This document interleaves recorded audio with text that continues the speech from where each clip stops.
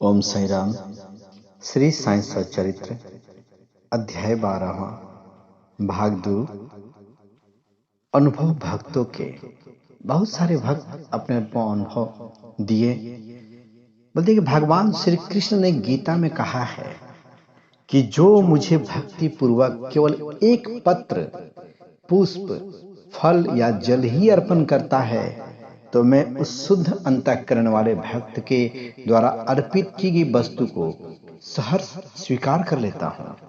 यदि कोई भक्त सचमुच में श्री साईं बाबा को कुछ भेंट देना चाहता था और किसी कारणवश भूल जाता था तो बाबा उसे या उसके मित्र द्वारा भेंट की स्मृति कराते और भेंट देने के लिए कहते तथा भेंट प्राप्त कर उसे आशीष देते थे कि नीचे कुछ ऐसी घटनाओं का वर्णन किया जा रहा है। पिता पुत्र श्री रामचंद्र आत्माराम, जो बाबा साहेब तरखड़ पहले कभी प्रार्थना समाजी थे, लेकिन वे बाबा के परम भक्त भी थे। उनकी पत्नी और पुत्र तो बाबा के एक निष्ठ भक्त थे। एक बार उन्होंने ऐसा निश्चय किया कि पुत्र और उसकी मां ग्रीष्मकालीन मतलब गर्मी की छुट्टी में शिरडी में ही व्यतीत करें, परंतु पुत्र जो है बांद्रा छोड़ने को राजी ना हो रहा था। उसे भय था कि बाबा का पूजन घर में विधि पूर्वक ना हो सकेगा, क्योंकि पिताजी प्रार्थना समाजी हैं और संभव है कि वे श्री साईं बाबा के पूजन आदि का उचित ध्यान न रख सकें।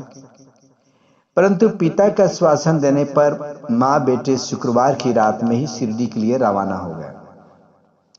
अगले दिन शनिवार को श्रीमान तरखड़ ब्रह्म मुहूर्त में उठे और स्नान आदि करके पूजन प्रारंभ करने के पूर्व बाबा के समक्ष साष्टांग दंडवत करके बोले कि हे बाबा, मैं ठीक वैसे ही आपका पूजन करता रहूंगा जैसा कि मेरा पुत्र करता रहा है, परंतु कृपया करके इसे शारीरिक परिश्रम तक ही सीमित न रखना।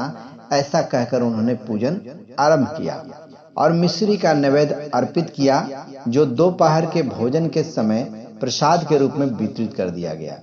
उस दिन की संध्या तथा अगला दिन इतवार भी जो निर्विघ्न व्यतीत हो गया। सोमवार को उन्हें वापस जाना था, परंतु वह दिन भी निर्विघ्न निकल गया। श्री तरखड़ ने इस प्रकार अपने जीवन में कभी पूजा न की थी। उनके हृदय में अति संतोष हुआ कि पुत्र को दिए गए वचन के अनुसार पूजा यथावत संतोष पूर्वक चल रही है।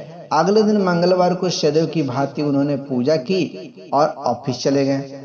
दोपहर को घर लौटने पर जब वे भोजन करने बैठे तो थाली में प्रसाद न देखकर उन्होंने अपने रसोइये से इस संबंध में प्रश्न किया। उसने बताया कि आज भूलवश वह प्रसाद अर्पण करना भूल गए हैं। यह सुनकर वे तुरंत अपने आसन से उठे और बाबा को दंडवत कर क्षमा याचना करने लगे कि बाबा को उचित पथ प्रदर्शन न करने और पूजन को केवल शारीरिक परिश्रम तक ही सीमित रखने के लिए उलाहना देने लगे। उन्होंने संपूर्ण घटना का विवरण अपने पुत्र को पत्र द्वारा सूचित किया और उससे प्रार्थना की कि वह पत्र बाबा के श्री चरणों पर रखकर उनसे कहें कि वे इस अपराध के लिए क्षमा प्रार्थी हैं। यह घटना बांद्रा में लगभग दोपहर को घटी थी और उसी समय शिरडी में जब दोपहर की आरती प्रारंभ ही होने वाली थी कि बाबा ने श्रीमती तरखड़ से कहा, मां, मैं कुछ भोजन पाने के विचार से तुम्हारे बांद्रा गया था। द्वार पर ताला लगा देखकर भी मैंने किसी प्रकार गृह में प्रवेश किया, परंतु वहां देखा कि भाव श्री तरखड़ मेरे लिए कुछ भी खाने को नहीं रख गए हैं, अतः मैं भूखा ही लौट आया हूं। तो किसी को भी बाबा के वचनों का अभिप्राय समझ में नहीं आया, परंतु उनका पुत्र जो समीप ही खड़ा था सब कुछ समझ गया कि बांद्रा में पूजन में कुछ त्रुटि हुई है। इसीलिए वो बाबा से लौटने की अनुमति मांगने लगा, परंतु बाबा ने आज्ञा न दी और वहीं पूजन करने का आदेश दिया। उनके पुत्र ने शिरडी में जो कुछ हुआ था उसे पत्र में लिखकर पिता को भेजा और भविष्य में पूजन में सावधानी बरतने की विनती की। दोनों पत्र डाक द्वारा दूसरे दिन दोनों को मिले। तब तक के लिए ओम साई राम। आप सभी को साईं बाबा का आशीर्वाद मिले। खुश रहिए, सुखी रहिए, स्वस्थ रहिए। ओम साई राम।